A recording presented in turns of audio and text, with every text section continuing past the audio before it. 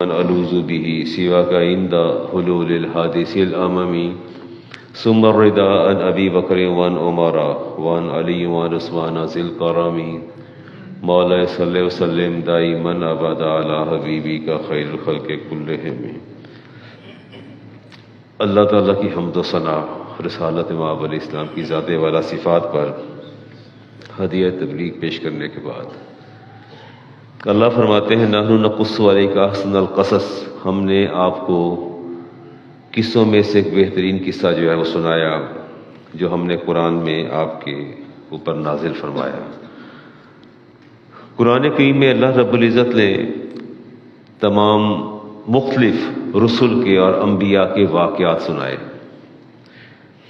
ان کی حیات، ان کی تبلیغ اور ان کے معاملات، اور ایک مقام پر سورۃ ہود میں فرمایا نقص علیک من انباء الرسل ما نثبت به فؤادک۔ اللہ فرماتے ہیں جو میں رسولوں کے قصے آپ کو سناتا ہوں، وحی کے ذریعے بھیجتا ہوں، اصل میں اس لیے کہ آپ کا دل مضبوط ہو۔ تو بس اوقات حکایات، بزرگوں کے واقعات، اہل اللہ کی باتیں انسان کے لیے دل کی مضبوطی کا سبب بنتی ہیں۔ جب آپ ان کی اسٹرگل کو دیکھتے ہیں، جد و جہد کو دیکھتے ہیں، دل انسان کا مضبوط ہوتا ہے اور اس کو آگے قدم بڑھانے میں آسانی ہوتی ہے۔ کچھ اسرائیلی روایات بھی ہوتی ہیں، ہماری حدیث کے اندر اسرائیلی روایات موجود ہیں، اور رسالت مآب علیہ السلام نے ارشاد فرمایا کہ اسرائیلی روایات بیان کیا کرو، لیکن اس سے ہم احکامات کو اخذ نہیں کر سکتے۔ بات واقعہ سن لیں گے ان قوموں کا، لیکن اس سے ہم شریعت کو یا احکامات کو اخذ نہیں کر سکتے، وہ ہم اپنے قرآن اور اپنی حدیث سے ہی کریں گے اخذ۔ امام بخاری کی حدیث عبداللہ بن عمر اس کے راوی بلغوا انی ولو آیا، یہ آپ کے لیے پیغام ہے۔ رسالت امام علیہ السلام نے فرمایا کہ بلغوا انی ولو آیا، اگر تمہیں ایک آیت سمجھ آ جائے یا ایک میری بات، میری طرف سے کوئی بات سمجھ میں آ جائے، فرمایا اس کو فوراً آگے پہنچاؤ، فوراً اس بات کو آگے پہنچاؤ۔ وحدثوا، اور لوگوں سے بنی اسرائیل کے واقعات بھی بیان کیا کرو۔ ولا حرج، اس میں کوئی حرج نہیں ہے، اس میں کوئی حرج نہیں ہے۔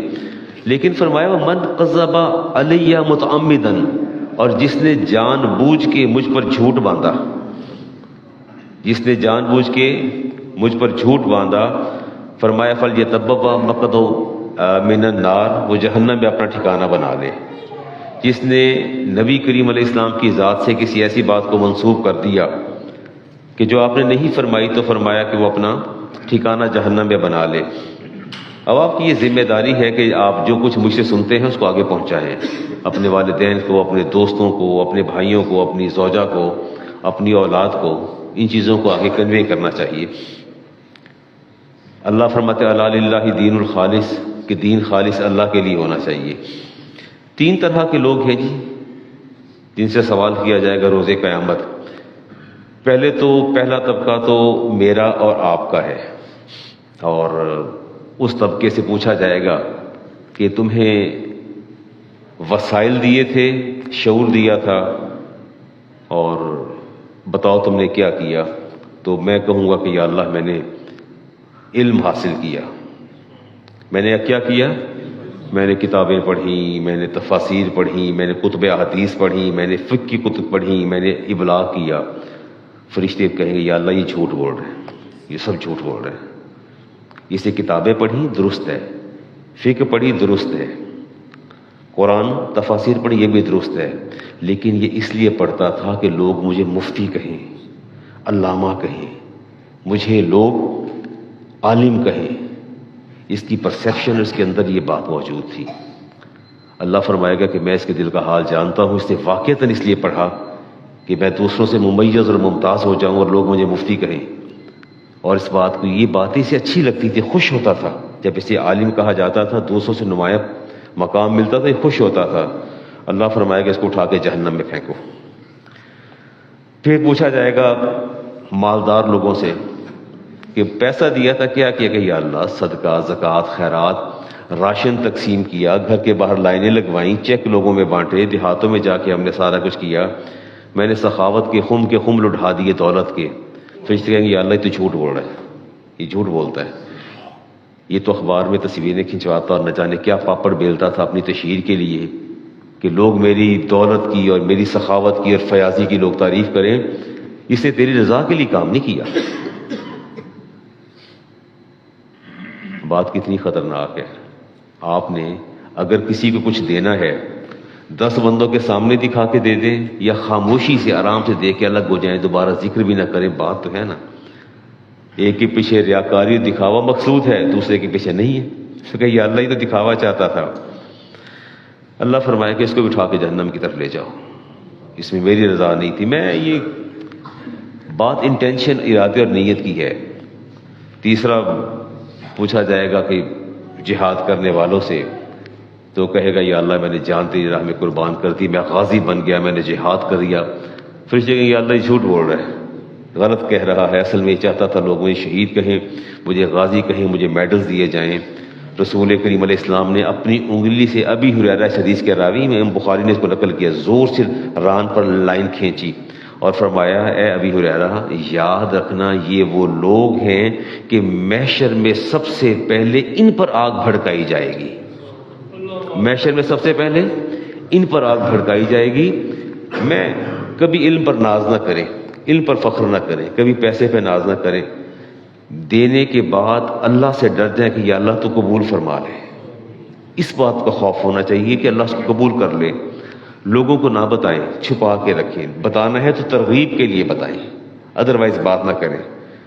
اللہ تعالیٰ ارشاد فرماتے ہیں سورۃ کہف کی 103 آیت نمبر، قل هل ننبئکم بالاخسرین اعمالا.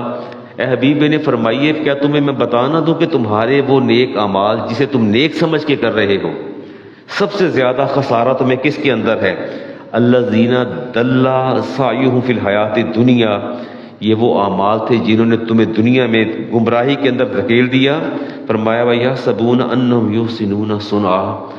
اللہ فرماتے ہیں یہ بغلے بجاتا پھر رہا تھا کہ میں نے بڑا نیک کام کر لیا ہے. باتیں سمجھ میں آ رہی؟ اللہ فرماتے ہیں کہ یہ دنیا میں بغلے بجاتا پھر رہا تھا، سمجھتا تھا کہ وہ اعلیٰ درجے کے اعمال کر رہا ہے، اعلیٰ درجے کے اعمال کر رہا ہے.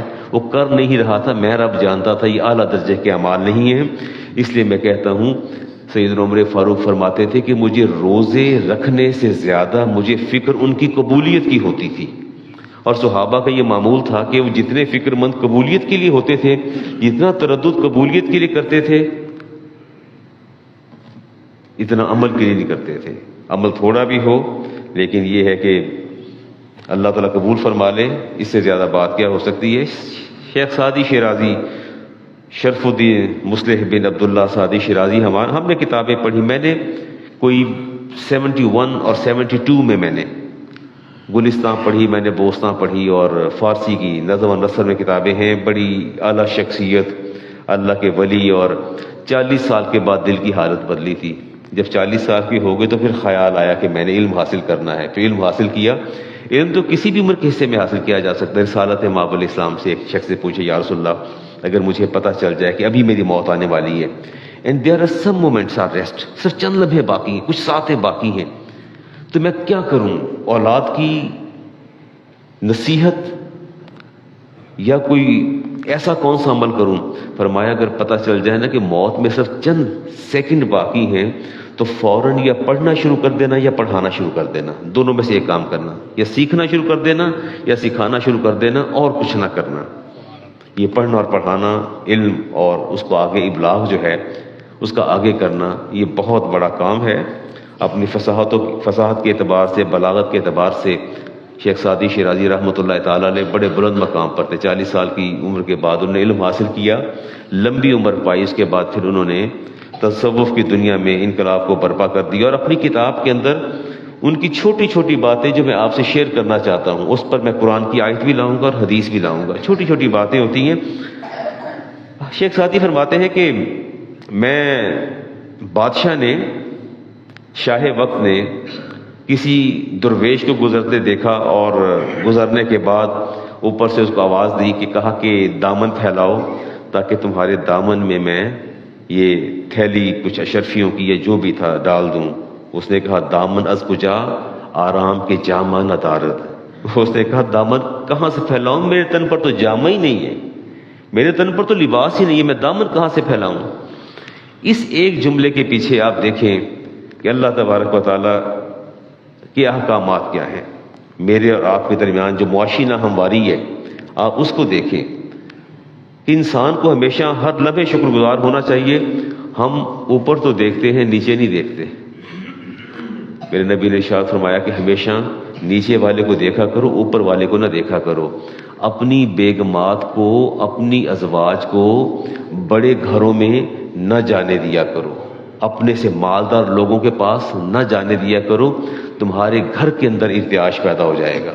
اپنے لیول پر رکھو اور اپنے لیول کے لوگوں سے ملو، اور خود بھی شاہوں کے ساتھ اور بڑے لوگوں کے ساتھ اور حکمرانوں کے ساتھ تعلقات کو محدود رکھا کرو. اس کے مختلف زبانوں میں تراجم ہو گئے جی، اور فرینچ میں ہوا، جرمن میں، ڈچ میں، لیٹن میں، ٹرکش اور انگلش میں اس کے تراجم بھی ہو چکے ہیں.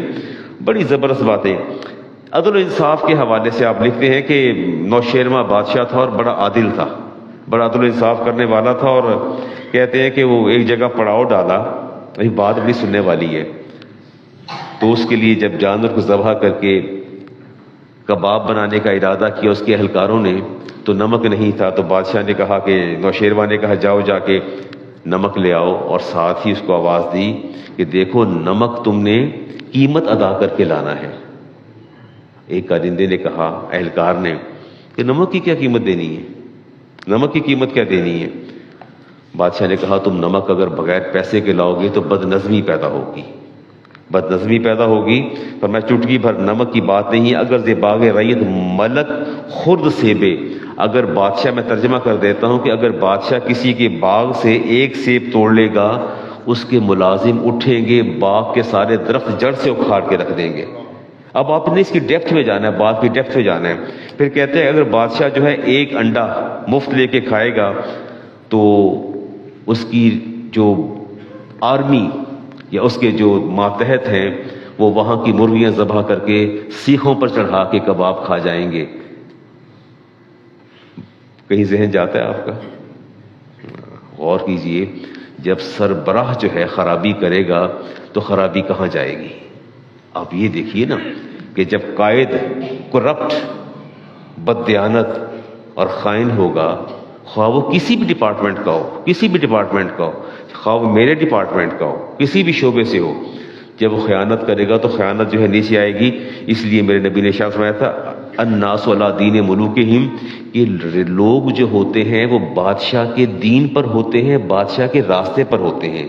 اگر بادشاہ کا قبلہ درست نہیں ہے، شاہ وقت کا، حکمران کا، تو نیچے والوں کا بھی درست نہیں ہوتا. تو کیا آپ اتفاق نہیں کرتے اس بات سے؟ اتفاق کرنا چاہیے، آپ کو اتفاق کرنا چاہیے. سیدنا عمر فاروق رضی اللہ تعالیٰ عنہ پیغام ملا علی المرتضیٰ شیر خدا کا کہ مال غنیمت آ گیا، ایران بھی فتح ہو گیا ہے اور مال غنیمت بھی آ گیا، آپ تشریف لائیے. 2 دن لگ گئے. لسٹ آئی تھی ساتھ ایران سے، جو مال غنیمت آیا وہ سارا کا سارا درج تھا. سب کو کاؤنٹ کیا گیا اور جب دیکھا گیا تو اس میں سے ایک سوئی بھی کم نہیں تھی. جو وہاں سے فہرست خالد بن ولید اور عمر بن عاص نے جو فہرست بھیجی تھی، اس فہرست کے مطابق ایک ایک چیز موجود تھی. اور عمر فاروق نے جب فہرست کو دیکھا، سامان کو چیک کیا، تو پھر زاروں قطار رونے لگ گئے اور کہنے لگے کہ ایک وقت وہ بھی تھا کہ مجھے 10 اونٹ نہیں سنبھالے جاتے تھے، ایک وقت وہ تھا کہ 10 اونٹ نہیں سنبھالے جاتے تھے. اب ایران سے مال چلا اور مدینہ پہنچا اور ایک سوئی بھی کم نہیں ہوئی، اور آپ زاروں قطار رو رہے تھے کہ اللہ تعالیٰ نے ہمیں کتنی دیانت اور امانت دی. تو علی المرتضیٰ شیر خدا نے کہا امیر المومنین انت سبب، انت سبب، اس کا سبب آپ ہیں. فرمایا نہیں میں نہیں سبب، نہیں انت سبب، اس کا سبب آپ ہیں. آپ دیانت دار ہیں، امانت دار ہیں، تو ہم بھی نیچے دیانت دار اور امانت دار ہیں. جس دن آپ کا راستہ، آپ ڈی ٹریک ہوں گے، ہم بھی ڈی ٹریک ہوں گے. فرمایا علی ایسی بات نہ کرو. آپ نے فرمایا، شیر خدا نے فرمایا امیر المومنین ایک بات یاد رکھیے گا، چھت اگر صاف ہوگی تو بارش برسے گی، بادل برسیں گے، پر نالے سے پانی صاف آئے گا. اور چھت پر گندگی اور آلائش ہوگی پانی بادل برسیں کہ بارش ہو گئی تو پرنالے سے پانی بھی گندا اور آلودہ آئے گا. آپ اوپر ٹھیک ہیں تو ہم سب نیچے ٹھیک ہیں. جس دن آپ بگڑ گئے اس دن ہمارے بھی راستے بدل جائیں گے. تو ایک فطری سا امر ہے. آپ اپنے گھروں کی مثال لے لیجئے. گھروں کے اندر کیا ہے, گھر کا سربراہ اگر ٹھیک ہے تو موسٹلی ایسا ہوتا ہے کہ باقی لوگ بھی جو ہیں گھر کے وہ بھی راستے پہ ہوتے ہیں. لیکن جب گھر کا سربراہ جو ہے وہ راستے پر نہ ہو تو پھر کیا ہوتا ہے؟ جب گھر کا سربراہ دیانت کا بھی خون کر رہا ہو, امانت کا بھی خون کر رہا ہو, اور بد دیانتی اور خیانت, پھر اس کی ذات تک محدود نہیں رہتی, پورے گھر میں ٹریول کرتی ہے. جب آپ خود راہ راست پر نہیں ہیں تو آپ توقع کیسے کریں گے بیوی راہ راست پر رہے, یا اولاد راہ راست پر رہے, یا بہو راہ راست پر رہے؟ وہ سارے کے سارے بگڑتے چلے جاتے ہیں. اور یہ بات یاد رکھیے گا, کہا جاتا ہے کہ مچھلی جب روٹن ہوتی ہے, گلتی سڑتی ہے, تو سر کی جانب سے. مچھلی جب گلنے سڑنے لگتی ہے تو اس کا آغاز سر کی طرف سے ہوتا ہے. اور بادشاہ یا حاکم جو ہے وہ اس کی حیثیت سماج کے اندر ایک سر کی سی ہے, اور جب وہ بگڑ جاتا ہے یا گھر کا سرا بگڑ جاتا ہے تو سارا گھر ہی خراب اور برباد ہو جاتا ہے. رسالت امام علیہ السلام نے ارشاد فرمایا, لا تحقرن من المعروف شیئا, اے لوگو چھوٹی سی نیکی کو بھی حقیر نہ جاننا, چھوٹی سی نیکی کو بھی حقیر نہ جاننا. فرمایا ایاکم و محقرات, فرمایا محقرات الذنوب, فرمایا چھوٹے چھوٹے گناہوں سے بچتے رہنا, چھوٹے چھوٹے گناہوں سے بچتے رہنا. فإنہن یجتمعن علی الرجل حتی یہلکہن, اور جب یہ چھوٹے چھوٹے گناہ اکٹھے ہوتے ہیں تو یہی بندے کو ہلاک کر دیتے ہیں. پہاڑ سنگریزوں سے بنتے ہیں, پہاڑ سنگریزوں سے بنتے ہیں. یہ سب سنگریزے اکٹھے ہوتے ہیں تو پھر یہ پہاڑ بن جاتا ہے. آپ نے مثال دے کے سمجھایا کہ راستے میں اگر آپ کو بھوک لگی ہے تو سارے لکڑیاں چن کے لائیں گے اور جانور ذبح کریں گے, لکڑیاں اکٹھی ہوتی ہوتی آگ بھڑکائیں گی اور تمہیں کھانا میسر آ جائے گا. اسی طرح یہ بات ذہن میں رکھنا کہ تب چھوٹے چھوٹے گناہ کرتے ہو تو نتیجہ کیا نکلتا ہے کہ ایک پائل بن جاتا ہے, ڈھیر بن جاتا ہے, اور پھر ہمیں جہنم میں لے کے جاتا ہے. لیکن افسوسناک بات یہ ہے, میں تو نہیں سمجھنا چاہتا, مجھے مسلسل کئی مہینوں سے ایک میسج کنوے ہو رہا ہے. میں وہ پکچرز بھی دیکھتا ہوں اور پھر میں لوگوں سے کہتا بھی رہتا ہوں کہ صف بندی کا خیال کریں, درمیان میں فاصلہ آ جائے, صفوں کا انقطاع ہو جائے تو جماعت کا جو ہے وہ سلسلہ بھی منقطع ہو جاتا ہے. وہ مجھے ہر دفعہ تصویریں بھیجتے ہیں. گزشتہ جمعۃ المبارک کو ہمارے اپنے ایک صاحب نے, مولانا صاحب بھانجے ہیں ہمارے, وہاں جا کے اعلان کیا کہ لوگوں خدا رسول کا واسطہ ہے, آ جاؤ اندر, مسجد کے صحن میں جگہ خالی ہے, آپ آ کے صف بندی پوری کرو. یہ اللہ تعالیٰ کی وہ نعمت ہے جو فرشتوں کو عطا ہوئی, صحن میں جگہ باقی ہے. مجھے بتایا, ہمارے امام صاحب نے بھی بتایا, اور انہوں نے بتایا کہ استاد جی ہم پیٹ مرے ہیں, 3 صفیں خالی تھیں, وہاں جا کے ہم نے آوازیں دی, آوازیں لگائی ہم نے کہ خدارا آ جاؤ, اندر آ جاؤ, اس کو مکمل کر لو, صف بندی کر لو. نہیں, ٹس سے مس نہیں ہوئے اپنی جگہ سے. وہ احباب ٹس سے مس نہیں ہوئے, انہوں نے اس انقطاع کے باوجود انہیں وہی نماز ادا کی, اندر نہیں آئے. کیا کہیں گے آپ؟ اور دل کتنا مطمئن ہے. اللہ فرماتے ہیں یہ سمجھتے ہیں کہ ہم بڑے اچھے اعمال کر رہے ہیں. ہم جمعہ پڑھ کے آئے ہیں اور ہم نے بڑا اچھا عمل کیا ہم نے. اور وہ میں نے قرآن کریم کی آیت پڑھی نا, اللہ تعالیٰ اس میں بھی ارشاد فرما رہے ہیں. اللہ فرماتے ہیں کہ یہ سمجھتے ہیں کہ ہم نے بہت اچھے اعمال کیے, اور حالانکہ بالاکثرین اعمالا الذین ضل سعیہم فی الحیات الدنیا, اور یہ دنیا کے عمل میں, دنیا کے اندر یہ عمل گمراہی کی طرف لے کے جاتے ہیں. وہم یحسبون انہم یحسنون صنعا, اللہ فرماتے ہیں, اور یہ بغلے بجاتے ہیں, کہتے واہ واہ جمعہ پڑھ کے آئے ہیں. تو مجھ سے پوچھو نا, میں بتاتا ہوں کہ آپ کی نماز ہوئی ہے یا نہیں ہوئی, وہ تو میں بتاؤں گا اس کو. تھوڑا سا فاصلہ 2 قدم آ جائے, چھوٹی چھوٹی باتیں کیوں, یہ کنکریاں مل کے ڈھیر بنتی ہیں اور پہاڑ بن جاتے ہیں. رسول کریم علیہ السلام نے ارشاد فرمایا, یا عائشہ تو ایاکی محقرات, اے عائشہ ہمیشہ چھوٹے چھوٹے گناہوں سے بچتی رہنا. فإنها لها من اللہ طالبہ, فرمایا روز قیامت اللہ تعالیٰ تم سے ان کا بھی سوال کرے گا. تو اللہ نے پوچھنا نہیں ہے کہ ممبر پر بیٹھا شخص پکار خدا کے لیے آ جاؤ, صف بندی کے بغیر نماز نہیں ہوتی, تو سننے کو تیار نہیں ہے, وہ سننے کو تیار نہیں ہے. It's my own perception. بھاگنے میں آسانی رہتی ہے, نکلنے میں آسانی رہتی ہے. اندر اگلی صف میں آئیں گے تو پھنس جائیں گے, نکلنا مشکل ہو جائے گا. پیچھے بیٹھیں گے, بھاگنے میں آسانی رہے گی. تو بہتر یہی ہے کہ جمعہ قضا کر دیں اور بعد میں دفتر میں ظہر کی نماز ادا کر لیں, کیا فرق پڑتا ہے. لیکن ہم اس طرف جانے کو تیار نہیں ہیں, ہم اس طرف جانے کے لیے ہرگز تیار نہیں ہیں. خدا کرے کہ ہمیں آ جائے. کل سورۃ یونس میں اللہ فرماتے ہیں وَلَا تَعْمَلُونَ مِنْ عَمَلٍ إِلَّا كُنَّا عَلَيْكُمْ شَهُودًا. اللہ فرماتے ہیں تم جو بھی عمل کر رہے ہو یہ نہ سمجھنا کہ میں تمہیں دیکھ نہیں رہا, میں تمہارا رب تمہیں دیکھ رہا ہوں. اللہ دیکھ رہا ہے کہ ممبر پر جو بندہ بٹھایا ہے وہ بار بار پکارتا ہے, بار بار صدائیں دیتا ہے, آ جائیے, اندر آ جائیے, صف بندی کا خیال کیجیے. پتہ نہیں لوگ کیوں مشقت اٹھاتے ہیں. بہر طور جی,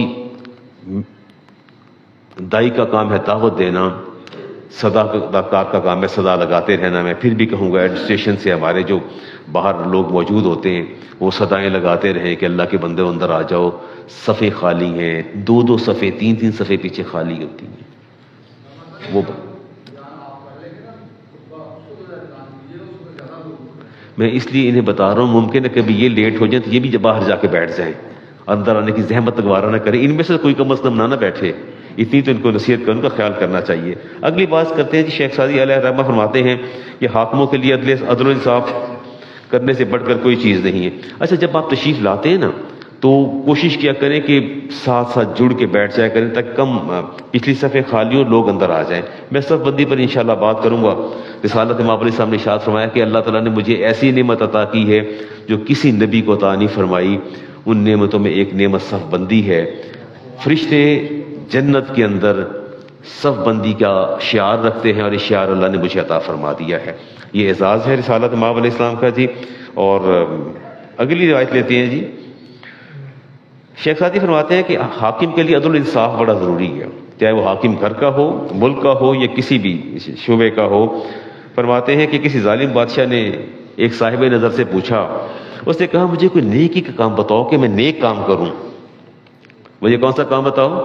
نیکی کا کام بتاؤ. تو اس نے کہا, صاحب نظر نے کہا کہ تیرے لیے سب سے بڑا نیکی کا کام یہ ہے کہ تم دوپہر کو سو جایا کرو. دوپہر کو کیا کیا کرو؟ اس نے کہا یہ کون سا نیکی کا کام ہے؟ اس نے کہا جب تک تم سوئے رہو گے رعایا تیرے ظلم سے محفوظ رہے گی, رعایا تیرے ظلم سے محفوظ رہے گی. تو تیرے لیے سے بڑھ کر عبادت کوئی نہیں کہ دوپہر کو تم سو جایا کرو. اور کہا کہ ایک ظالم کو میں نے دوپہر کو سوتے ہوئے دیکھا تو میں نے کہا کہ یہ فتنہ سویا رہے تو بہتر ہے جس شخص کی نیند بیداری سے اچھی ہو. شیخ سعدی فرماتے ہیں کہ چنا بد زندگانی مردہ, اس شخص کو موت زندگی سے زیادہ اس کے لیے بہتر ہے کہ جب تک وہ سویا رہے لوگ اس کے فتنے سے محفوظ رہیں. حدیث لیتے ہیں جی, امام بخاری کی لیتے ہیں اور حدیث کا نمبر ہے 6512. رسول کریم علیہ السلام نے ارشاد فرمایا, قتادہ بن ربیع سے حدیث کے راوی ہیں, فرمایا مستریح او مستراح. آپ نے کہا کہ یا تو وہ آرام پا گیا یا لوگ اس سے آرام پا گئے, یا وہ آرام پا گئے یا لوگ اس سے آرام. جنازہ گزرا آپ کے سامنے سے, آپ نے جنازے کو دیکھ کے فرمایا مستریح او مستراح, یا لوگوں نے اس سے آرام پا لیا بندوں نے یا اس نے آرام پا لیا. آپ سے پوچھا کہ یا رسول اللہ ہمیں مطلب سمجھ نہیں آیا. فرمایا قال العبد القبض المومن یستریح من نصب الدنیا ازاحا الی رحمت اللہ. اگر بندہ نیک ہوتا ہے تو کہتا ہے کہ جلدی کرو مجھے میرے رب سے ملا دو. کس سے ملا دو؟ میں نے دنیا کے اندر سوائے اذیتوں کے, ہوس کے, حرص کے کچھ نہیں دیکھا, جلدی کرو مجھے فوراً میرے رب کے پاس لے چلو, مجھے میرے رب کے پاس پہنچا دو. اور یستریح من نصب الدنیا ازاحا الی رحمت اللہ والعبد الفاجر. اور جو فاجر شخص ہوتا ہے, فاسق ہوتا ہے, گناہ گار ہوتا ہے, ظالم ہوتا ہے, فرمایا والعبد الفاجر یستریح منہ العباد, لوگ اس سے نجات پا جاتے ہیں. آگے سنیے, فرمایا جو شخص لوگوں کے لیے اذیت اور آزار کا باعث ہوتا ہے لوگ اس سے نجات پا جاتے ہیں. فرمایا العباد والبلاد والشجر والدواب, 4 چیزیں بتائیں. فرمایا برے انسان سے نہ صرف لوگ راحت پا جاتے ہیں بلکہ فرمایا شہر بھی راحت پا جاتے ہیں, اور درخت والشجر وہ بھی راحت پا جاتے ہیں, والدواب اور جانور بھی راحت پا جاتے ہیں، سکون پا جاتے ہیں، آرام پا جاتے ہیں۔ تو آپ نے فرمایا کہ یا بندہ جنازہ جب گزرتا ہے یا وہ مستریحٌ یا مستراحٌ، یا وہ دنیا سے نجات پا جاتا ہے، دنیا کو چھوڑ کے اپنے رب کے پاس جاتا ہے، یا لوگوں سے نجات پا جاتے ہیں۔ اکثر ہم کہتے نہیں کہ یار یہ بندہ پتہ نہیں زمین کے اوپر کیوں پھر رہا ہے، اس کو تو زمین کے زیر زمین ہونا چاہیے، زمین کے اندر ہونا چاہیے۔ لوگ دوسروں کے لیے اتنے آزار اور تکلیف کا سبب بن جاتے ہیں۔ اللہ پر توکل کے بھی اپنے اپنے ذرائع ہیں۔ شیخ سعدی لکھتے ہیں کہ ایک درویش جنگل سے گزر رہا تھا، اس نے ایک لومڑی کو دیکھا، معذور لومڑی، اپاہج لومڑی بیٹھی تھی۔ وہ سوچنے بیٹھ گیا کہ اس کو یہاں رزق کون دیتا ہے، یہ کیسے کھاتی ہوگی، یہ تو زندہ ہے۔ وہیں بیٹھا تھا، تھوڑی دیر بعد دیکھا ایک شیر ہے، اس کے منہ میں شکار ہے، اس نے شکار کھایا، اور کھانے کے بعد وہ چلا، جو بچا کچا تھا وہ لومڑی نے کھایا۔ تو اس نے اس کو محض اتفاق سمجھا، یہ محض اتفاق ہے، ان سب کا رزق میرے ذمہ، عمران صاحب ہے تو صحیح نا رزق اللہ کے ذمہ۔ اس نے سوچا یہ اس لومڑی کو اللہ یہاں رزق دے رہا ہے تو میں سارا دن مارا پھرتا ہوں، کماتا ہوں، کبھی کہیں خوار ہوتا ہوں، کبھی کہیں خوار ہوتا ہوں، کبھی ملک سے اندر جاتا ہوں، میرے بھانجے بیٹھے، ایک ملک سے باہر ہوتا ہے، ایک ادھر ہے، دونوں آگے۔ تو یہ تو بڑی عجیب سی بات ہے۔ وہ چپ کر کے جا کے مسجد میں بیٹھ گیا، اس سے بہتر جگہ کون سی ہو سکتی ہے؟ اس نے کہا یہ تو اللہ تعالیٰ مجھے یہاں رزق دے گا۔ ایک دن گزر گیا، کوئی نہیں آیا، دوسرا دن گزرا، تب کوئی نہیں آیا، بھوک ستانے لگی۔ اور شیخ سعدی فرماتے ہیں کہ میں اس کے پاس گیا اور میں نے اس سے کہا کہ کس کا انتظار ہے تجھے؟ اس نے کہا کہ وہ اللہ تعالیٰ کا وعدہ ہے قرآن کریم کے اندر کہ رزق میرے ذمے ہے، تو ابھی تک اللہ تعالیٰ اپنی ذمہ داری پوری نہیں فرما رہے، میں انتظار کر رہا ہوں ذمہ داری کب پوری ہوگی۔ تو اس نے پوچھا کہ تو نے یہ کہاں سے کشید کیا، ایکسٹریکٹ کر لیا؟ اس نے کہا اس طرح میں نے ایک لومڑی دیکھی تھی اور میرا اللہ پر کامل یقین ہے۔ اس نے کہا بدبخت انسان، تجھے لومڑی تو نظر آ گئی، تو شیر نظر نہیں آیا؟ جو لومڑی نظر آ گئی تو شیر نظر نہیں آیا؟ اس نے کہا حیرت کی بات ہے، وہ معذور لومڑی سے تو نے تو کشید کر لیا کہ رب رزق دے رہا ہے، تو شیر کیوں نہیں بنتا کہ خود بھی کھا دوسروں کو بھی کھلا؟ تو وہ کیوں نہیں بنتا؟ اس طرف کیوں آتا ہے؟ اٹھ شیر سے بھی کچھ کشید کر، کہ محنت کر، ہمت کر، اپنا رزق تلاش کر، اس رزق سے ماں کو بھی کھلا، باپ کو بھی، بیٹوں کو بھی، بیوی کو بھی، اپنے اہل محلہ کو بھی، جو تیری رینج میں آتے ہیں، جن کی ذمہ داری ہے، ان کو کیوں نہیں کھلاتا؟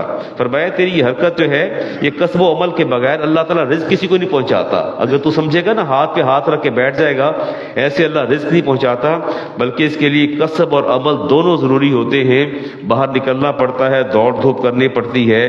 کاش تو اپاہج بن کے پڑا رہنے سے بہتر تو یہ تھا کہ تو شیر بن کے باہر نکلتا اور رزق کماتا اور محنت کرتا، مشقت کرتا، اور مشقت اٹھانے کے بعد 10 گھروں کو اور بھی پالتا، تیری سمجھ بھی آتی تھی۔ کچھ آ کے تو بیٹھا رہا۔ فرماتے ہیں میں ایک حاجی ہوں، شیخ سعدی فرماتے ہیں میں حاجیوں کے قافلے کے پاس سے گزرا تو حاجی لڑ رہے تھے، اتنا لڑے کہ انہوں نے ایک دوسرے کا سر پھاڑ دیا۔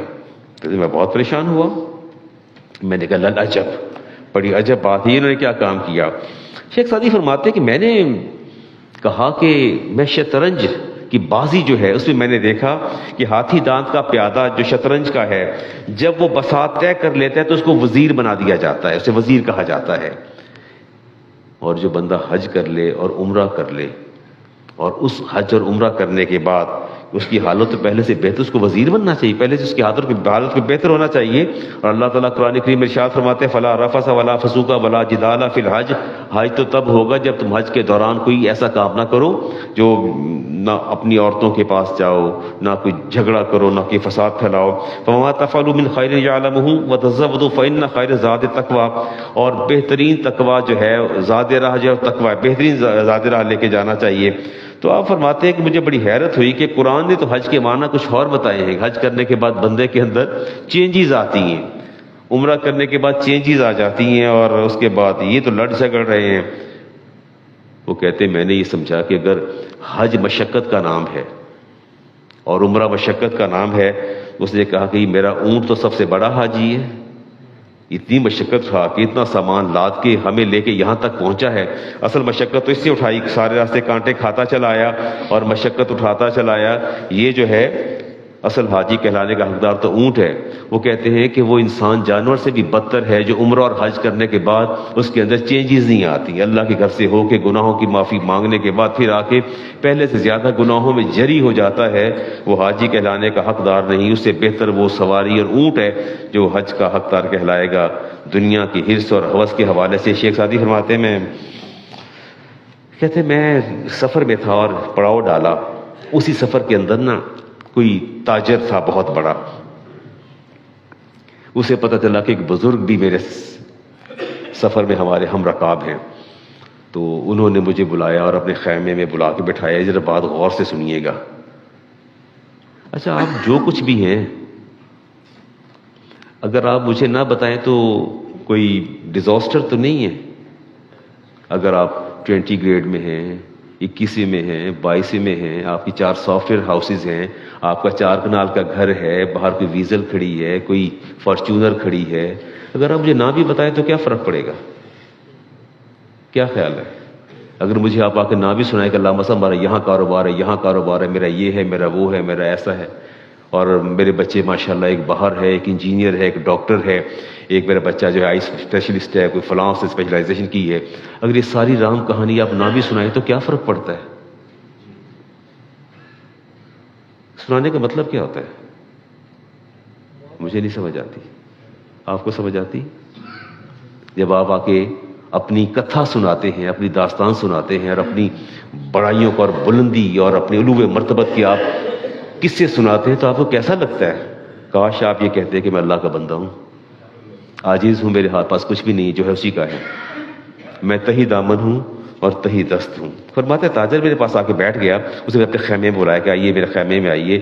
میں بھی جب ہوتا ہوں نا مجھے بتاتے علامہ صاحب میرا جدہ میں 2 بیٹے جدہ میں ہیں، ایک UK میں ہے، میرے 2 پیٹرول پمپ ہیں، میرا یہ ہے، میرا وہ ہے۔ مالی مالی وحلہ کبھی مالک، اللہ فرماتے کچھ نہیں ہے تیرا تو ہے ہی کچھ نہیں، کہاں کہتا ہے پھر مالی مالی وحلہ کبھی مالک، تیرا مال تو ہے ہی نہیں، تو خود محتاج اور بے بس ہے، ابھی تیرے سانسوں کا بندھن میں منقطع کر دوں پھر بتانا تیرا کیا ہے، پھر بتا تیرا کیا ہے، اصل بات تو وہ ہے نا، پھر بتا تیرا کیا ہے۔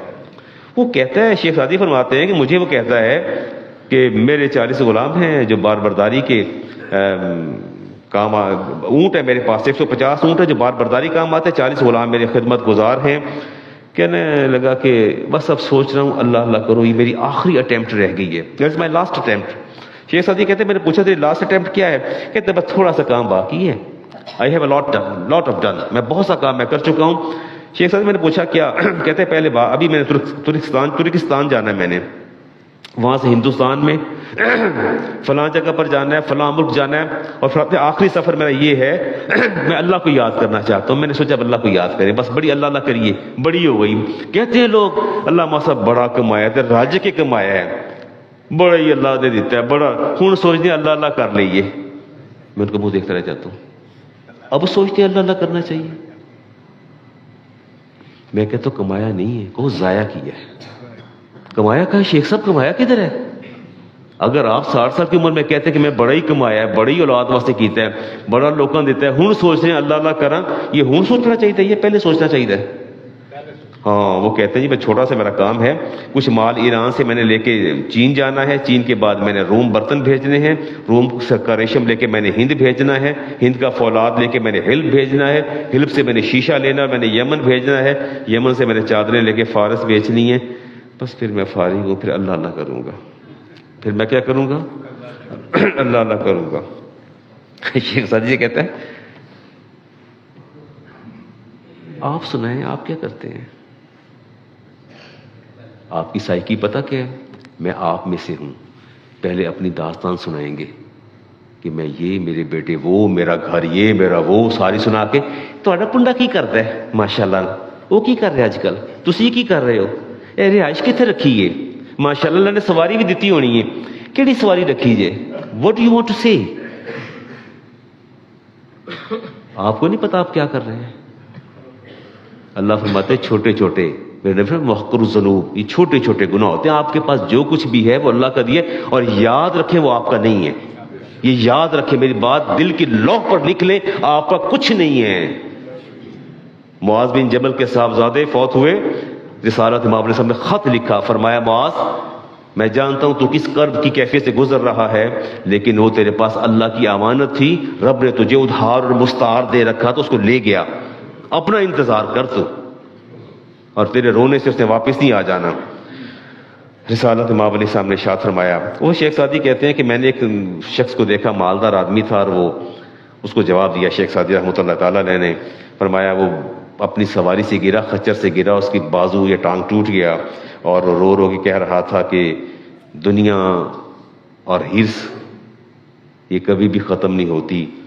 انسان کو دو ہی چیزیں راضی کرتی ہیں، یا قناعت یا قبر کی مٹی. قناعت یا قبر کی مٹی. آئیے حدیث لیتے ہیں امام ترمذی کی رسالت امام نے سامنے شاہ فرمایا لو کان لابن آدم وادیا من ذهب، فرمایا اللہ میرے ان امتیوں کو وادی سونے کی دے دینا، لا احب ان یکون له ثانیہ، میں صحابہ ہی باز نہیں آئیں گے کہہ کہ یا اللہ ایک اور دے دے. ایک وادی سونے کی تو تھوڑی ہے، اللہ فرماتی اور مانگے گا، یہ باز نہیں آئے گا. فرمایا ولا یملأ فاہ الا التراب، اس شخص کا منہ سوائے قبر کی مٹی کے کوئی اور نہیں بھر سکتا. اس شخص کا منہ قبر کی مٹی کے سوا کوئی اور نہیں بھر سکتا. فرمایا یتوب اللہ علی من تاب، فرمایا اور اس کو اللہ سے توبہ کرنی چاہیے، اللہ تعالیٰ اسی کی توبہ قبول فرماتا ہے جو توبہ کرتا ہے. اور رسالت امام علیہ السلام نے 3 باتیں آپ نے فرمائیں. آپ نے فرمایا کہ ذہن میں رکھیے گا کہ 3 چیزیں آپ کی 3 چیزیں ہیں جی، آپ سن لیجئے آپ کی کیا. فرمایا یقول العبد، یہ بندہ کہتا ہے مالی مالی انما لہ من مالہ ثلاث، فرمایا تیرے 3 مال ہیں، 3 چیزیں آپ کی ہیں جی. میں یہ بات کو ختم کر کے مسائل کی طرف چلتا ہوں جی. میرے نبی نے فرمایا ما اکلا فافنا، جو تو نے کھایا ڈائجسٹ کر لیا، افنا فنا کر دیا، ڈائجسٹ کر لیا، دیٹ از یورز، وہ آپ کا ہے. ایسا ہے نا؟ ایسا ہی ہے. فرمایا او لبسا فابلا، جو تو نے لباس پہن لیا وہ پرانا کر لیا، وہ تیرا اپنا ہے. فرمایا او واتا فقتنی، اور فرمایا کہ جو تو نے لباس پہنا، باقی جو تو نے اللہ کی راہ پہ دیا، جو تو نے اللہ کی راہ پہ دیا، آپ نے فرمایا وہ ذخیرہ آخرت بن گیا، اس کے سوا تیرا کچھ بھی نہیں ہے، اس کے سوا تیرا. فرمایا وما سوا ذالک فہو ذاہب، تیرا اس کے سوا کچھ نہیں ہے. کھایا ڈائجسٹ کر لیا، پہنا پرانا کر لیا، جو اللہ کے نام پہ دے دیا وہ ذخیرہ آخرت کر لیا. وَتَارِكُ لِلنَّاسِ، فرمایا جتنا جو کچھ ہے، جتنا تارک للناس، تیرا نہیں لوگوں کا ہے، آپ کا نہیں ہے، لوگوں کا ہے. نہیں آپ میرے آفس آ جائیے، داتا دربار آ جائیے، وہاں میں آپ کو فتاوا نکال کے دکھاتا ہوں. جب لکھ رہے ہوتے ہیں نا بیٹھ کے، میں آپ کو دکھاتا ہوں کہ بیٹے کیسے آتے ہیں اور کیسے کہتے ہیں، جھگڑا کیسے کرتے ہیں. باپ کی فکر نہیں ہوتی. مجھ سے پوچھتے ہیں کہ امی کا انتقال ہو گیا ہے تو کیا امی کا بھی کچھ ہے، جو کیا ماں کی بھی وہی تقسیم ہے وراثت کی جو باپ کی تقسیم ہے، اس میں سے بھی ہمیں کچھ ملے گا؟ میرے نبی نے فرمایا فہو ذاہب وتارک للناس، جو بچ گیا وہ تیرا نہیں، وہ لوگوں کا ہے. اب آپ کیا کریں گے؟ جو کھائیں گے وہ کس کا ہے؟ کہہ دیجئے نا. اور جو پہنیں گے وہ کس کا ہے؟ اور جو اللہ کے راہ پہ دے دیں گے وہ کس کا ہے؟ آپ کا. وہ بھی آپ کا ہے. وہ بھی کس کا ہے؟ وہ بھی آپ کا ہے. فرمایا ذخیرہ آخرت بن گیا. اور جو چھوڑ گئے وہ آپ کا نہیں ہے، بھول جائیے. آج دل میں یہ بات لکھ لیجئے کہ یا اللہ میرا کچھ نہیں سوائے تیری ذات کے، تیرے اور تیرے نبی کی ذات کے سوا میرا کچھ نہیں ہے.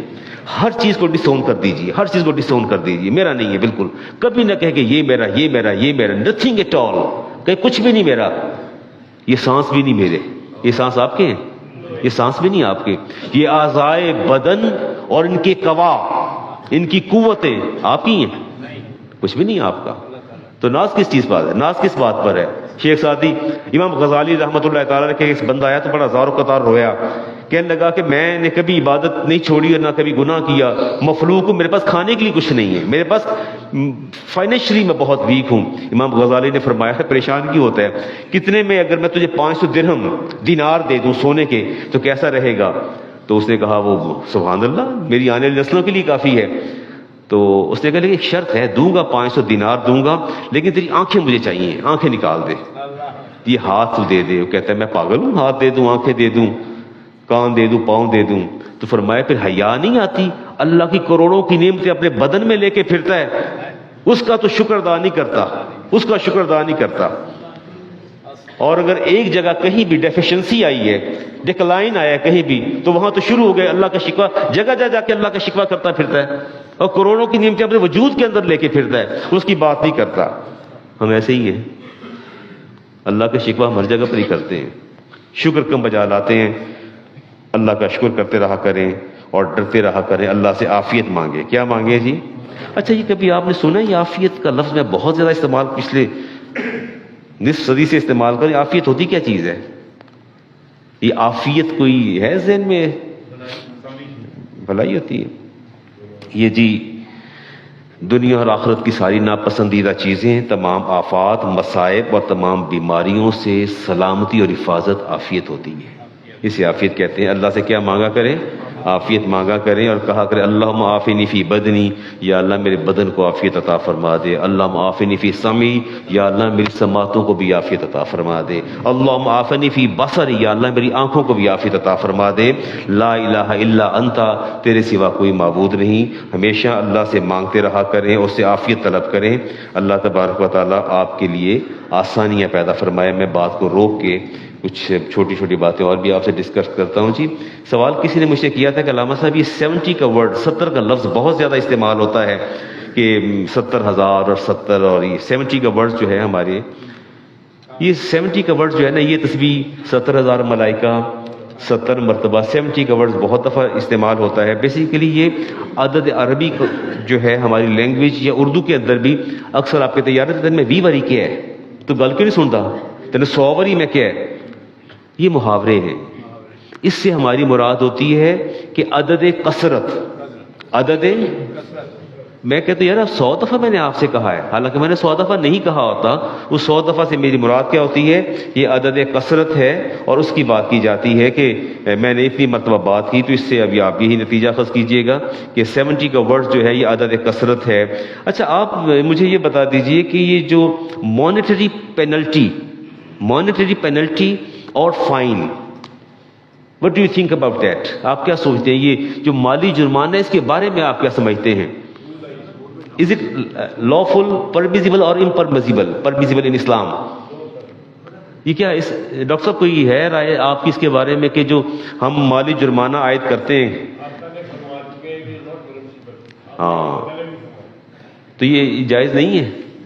تو جو اسکولز کے اندر اور یہ کالجز کے اندر عمران صاحب یہ مانیٹری جو پینلٹیز پڑتی ہیں اور آپ کے کورٹس کے اندر اور ہیئر اینڈ دیئر بہت سی پینلٹیز کو آپ کو فیس کرنا پڑتا ہے. تو so I would like to ask you what do you think about, is it right?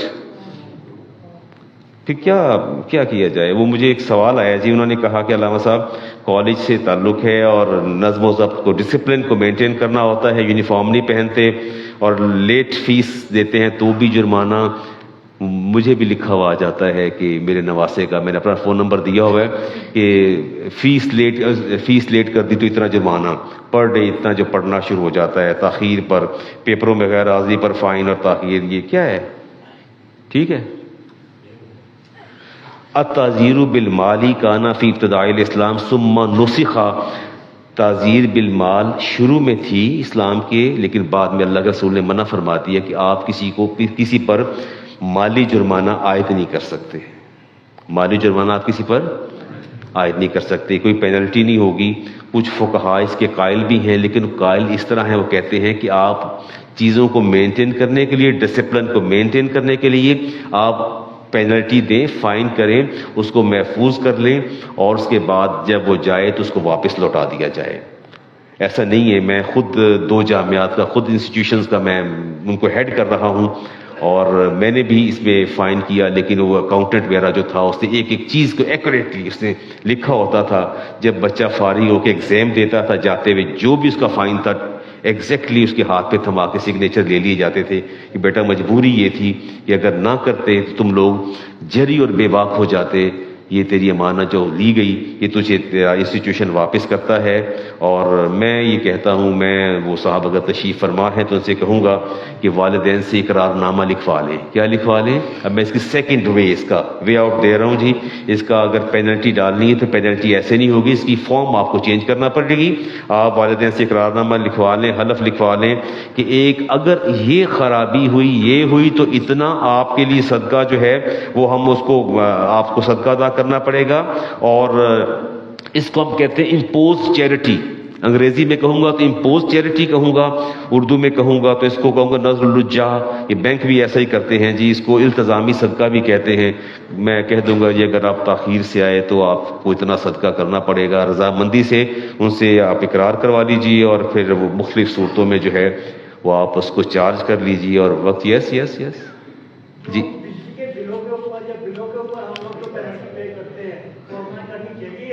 نہیں تو آپ گورنمنٹ سے بات کریں نا جا کے.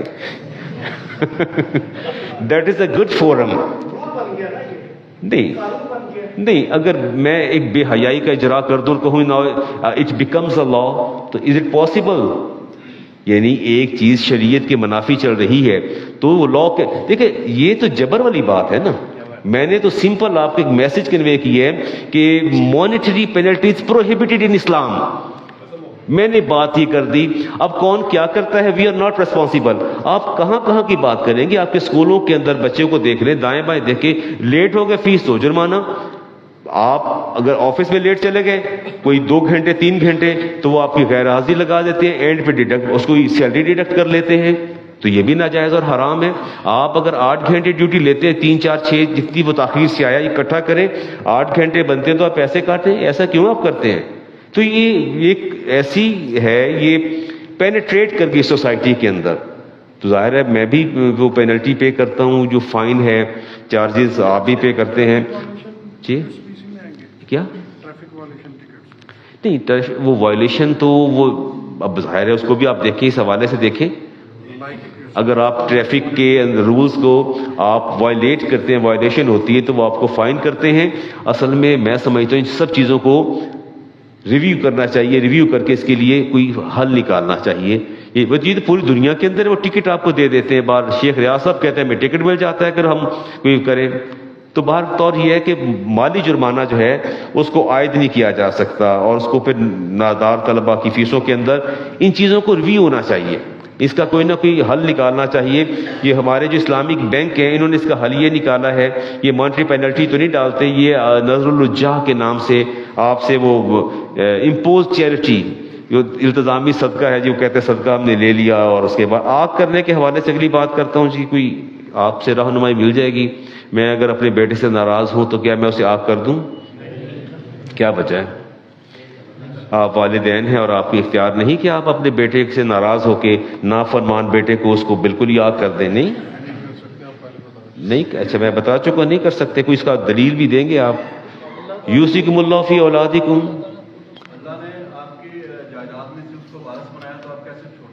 تو میرا مطلب ہے کہ اللہ کا لکھا سب پر غالب ہے. اللہ کا لکھا سب پر. والدین 100 دفعہ بھی لکھتے میں نے بیٹے کو آگ کر دیا. ان اللہ قد آت لکل ذی حق حقہ، اللہ نے ہر حقدار کو اس کا حق دے دیا. ولا وصیت لوارث، وارث کے لیے کوئی وصیت نہیں. سورۃ نساء کی آیت للرجال نصیب مما ترک الوالدان والاقربون، اللہ فرماتے ہیں جو تمہارے مرد اور رشتہ دار چھوڑ کے جائیں اس میں بھی تمہارا حصہ ہے. وللنساء نصیب مما ترک الوالدان والاقربون، اور عورتوں کا بھی حصہ ہے جو کوئی چھوڑ کے جائیں.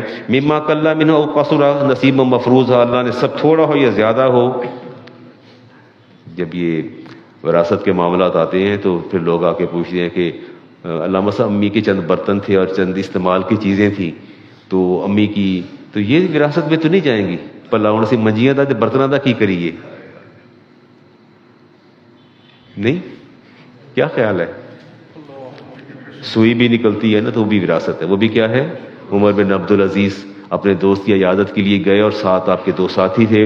آپ کے بیٹھے بیٹھے آپ کے دوست نے جان جانے آفرین کے حوالے کر دی، اور آپ نے جب دیکھا کہ وہ دنیا سے رخصت ہو گئے آپ نے پھونک مار کے چراغ کو بجھا دیا. دوسرے ساتھیوں نے کہا کہ یہ آپ نے کیا کام کیا ہے، آپ کو ایسا نہیں کرنا چاہیے تھا. ہم سب بیٹھے آپ نے اندھیرا کر دیا. تو آپ نے فرمایا اصل میں بات یہ ہے جب تک وہ حیات تھا اس کی سانسوں کے بندھن بحال تھے، اس تیل اور چراغ کا خود مالک تھا، وہ دنیا سے چلا گیا. اس چراغ کے مالک بھی اس کے ورثاء ہیں اور اس کے تیل کے مالک بھی اس کے ورثاء ہیں.